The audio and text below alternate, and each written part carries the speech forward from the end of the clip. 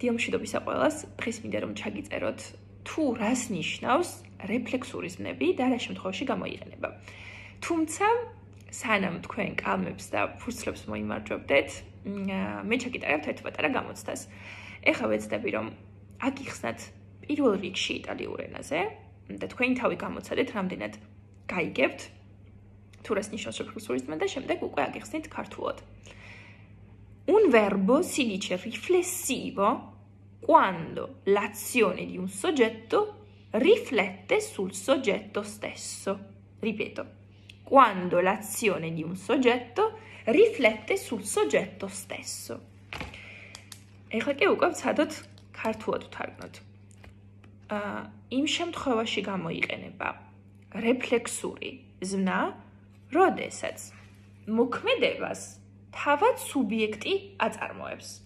ანუ წინადადებაში, რეფლექსურ წინადადებაში სუბიექტიც მე ვარ და ობიექტიც. მაგალითად ავიღოთ ერთი ასეთი ზმნა. ვესტირსი, რაც ნიშნავს ჩაცმას. მე ვიცვამ. ოკეი, ანუ მე თვითონ ვასრულებ ამ მოქმედებას. კვინი რა ხდება, რომ სიდაბოება გადმოდის და წინ გადმოდის ზმნის წინ და იუღლება ჩვეულებისამებრ. ოღონდ ეს ხდება პირის ნაცვალსახელებთან ერთად. პირის ნაცვალსახელები არ უნდა ჩაანაცვლოთ. ოკეი, ეს იქნება ჩვეულებრივად დამატებითი რეფლექსური ნაცვალსახელი, რომელიც პირის ნაცვალსახელს დაემატება.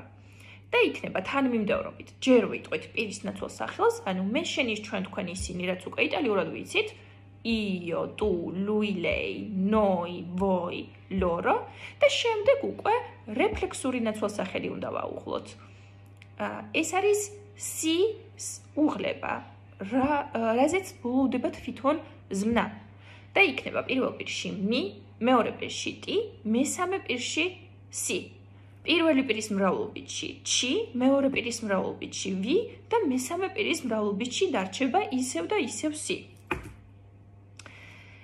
და ვაუღლოთ ვესტირსი ზმნა, რაც ნიშნავს ჩაცმას. Io mi vesto, tu ti vesti, lei lui si veste. Noi ci vestiamo, voi vi vestite, loro si vestono. მაგრამ თუ გვინდა ვთქვათ, მე ვიცვამ კარგად, ვიტყოდით io mi vesto bene. Okay? Tu ti vesti bene, lui, lei si veste bene. და ასე შემდეგ. ავიღოთ მეორე ზმნა, მაგალითად აშუგარსი, რაც ნიშნავს გამშრალებას. მოქმედებას ისევ და ისევ მე ვასრულებ, ისევ და ისევ სუბიექტი ასრულებს მოქმედებას წინადადებაში და ამიტომაც ქვია ამ ზმნასაც რეფლექსური ზმნა. Quindi io mi asciugo, tu ti asciughi, lui, lei si asciuga. Noi ci asciughiamo, voi vi asciugate, loro si asciugano. წინადადება მე ვიშრობ შარვალს. Io mi asciugo i pantaloni. მე ვიშრობ თმას. Io mi asciugo i capelli. ის იშრობს შარვალს. Lui si asciuga i pantaloni. ისინი იმშრალებენ თმას. Loro si asciugano i capelli. მომდევნო ზმნა arrabbiarsi, რაც ნიშნავს გაბრაზებას. მე ვბრაზდები. Quindi io mi arrabbio, tu ti arrabbi, lui, lei si arrabbia. Noi ci arrabbiamo, voi vi arrabbiate, loro si arrabbiano. ისინი ბრაზობენ თავის მაზე. Loro si arrabbiano di suo fratello. ან მე ვბრაზობ ჩემს მეგობარ გოგონაზე.